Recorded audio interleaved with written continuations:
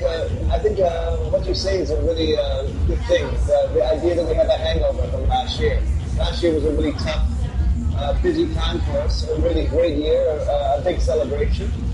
But this year we're a little bit more low key and enjoying playing, parties and in the background experimenting with some new things. Right now we're doing there's a new technology called Twitter, which Twitter allows you to do really quick updates to people wirelessly and via email. And right now we're sending out updates when I'm playing about what I'm playing.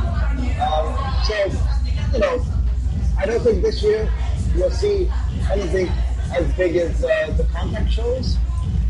It's going to be a little bit quieter in the year that way. But we're already planning some really special things for next year, 2010.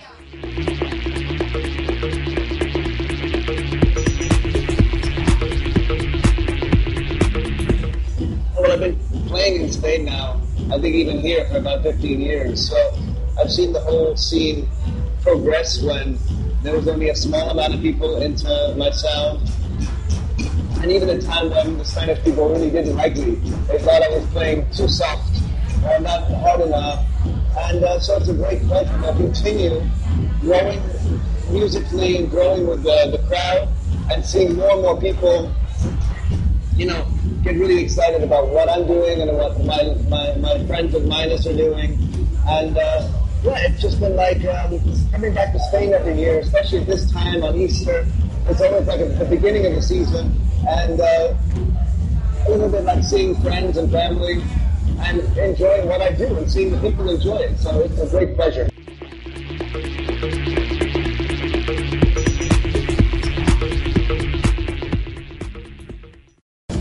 Especially here, it's like, I've known Juan and the owners and his family for so many years now, but it's always a pleasure to come back.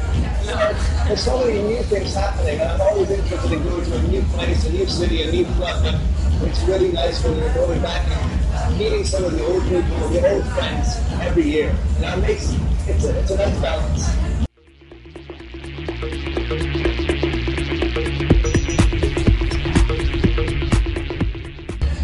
I think right now I feel there's a lot of anniversaries. There's the Monegros, there's Cocoon, last year was Minus.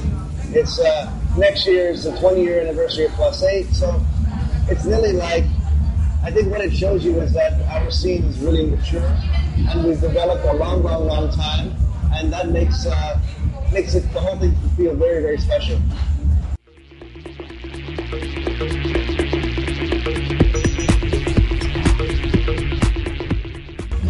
I don't think so. You need to fight with your parents when you're growing up. You need to have some kind of differences. You can't be exactly like them. But the way they supported me and gave me freedom to do what I wanted to do was always encouraging. And my dad especially helped me really realize many ideas. Without my dad, I wouldn't have been able to make some of the early mixes that we were using for the shows that I'm doing now. So in part, my dad helped me develop my own ideas, my own career, and really the whole sound of what I'm doing and what's happening now.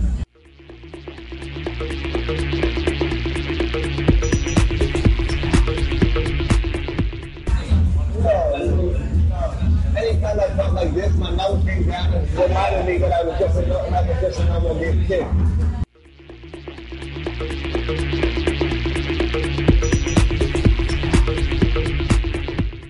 Well, there's a lot of ideas for 2010. Plastic Men may be part of that, and I hope so. We'll see.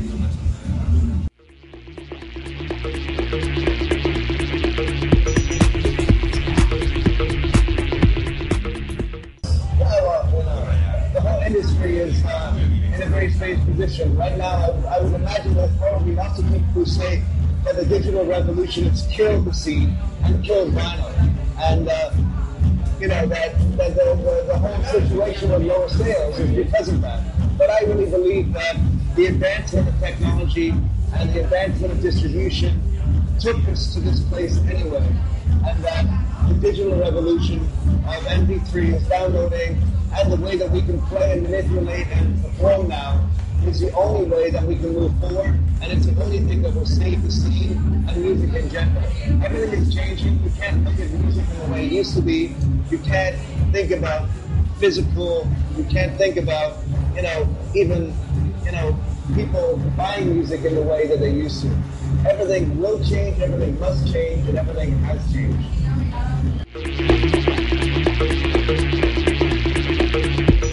Well, we hope. I think there's a lot of developments with technology right now that are, in one way, they perhaps may be as damaging as the old way at the moment.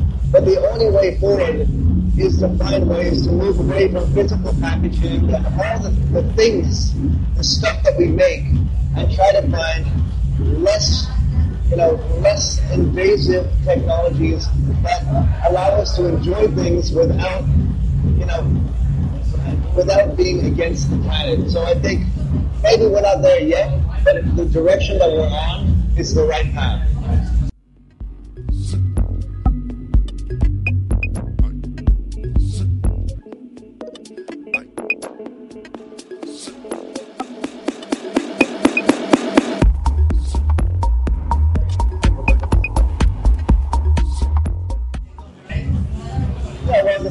The whole way of performing rights right now is completely fucked up all over the world. The only people who get paid for performing rights are people like Madonna, Guns N' Roses, and all the people whose music, gets played on the radio. So the police coming in to find out, in theory, is a way to find out really what's being played. But of course they're doing it the wrong way. What I would say if the police want to come into one of my shows, I would say, stay at home, log onto your computer, and log onto Twitter. Because right now, when I'm doing my shows, I'm sending a live stream that tells you exactly what I'm playing. And this is not only good for the people making the music to let people know what's happening, what I'm playing, but if the police and the performing rights societies really need to know what's playing, they can see that. This is another great thing with digital technology. In the past, actually the police are about 20 years too late. Because if they come 20 years ago, they would have to look at every record. Now we have the technology which can actually, as I'm playing each track, let the people know what I'm playing. Unfortunately, people like SOCAN, people like BMI, the Performing Rights Societies, really are so old and so fucking up their own ass that they want the easy way out. And paying all the money to Madonna is much easier than finding out all the people that they should be paying. So hopefully things change. And I really believe that technology is one of those things that can help change and help the smaller artists get the money that they deserve.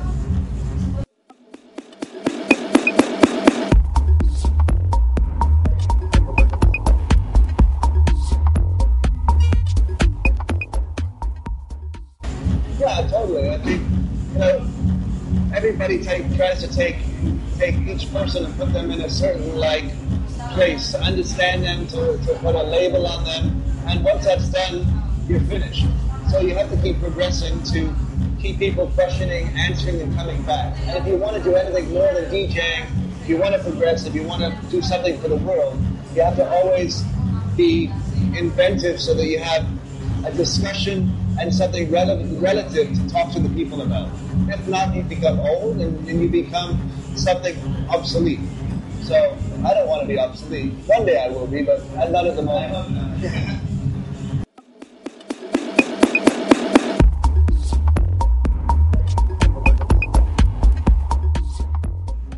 Yeah, Sven's always been a good friend since the early 90s when we met at his birthday party.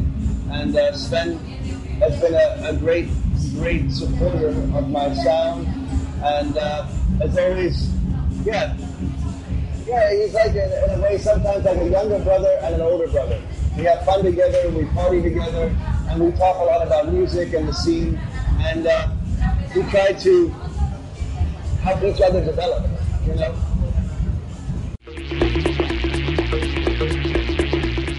Top 5, I have no idea what I play. Okay. And my own time changes every day, and I have to play. So you can go like this.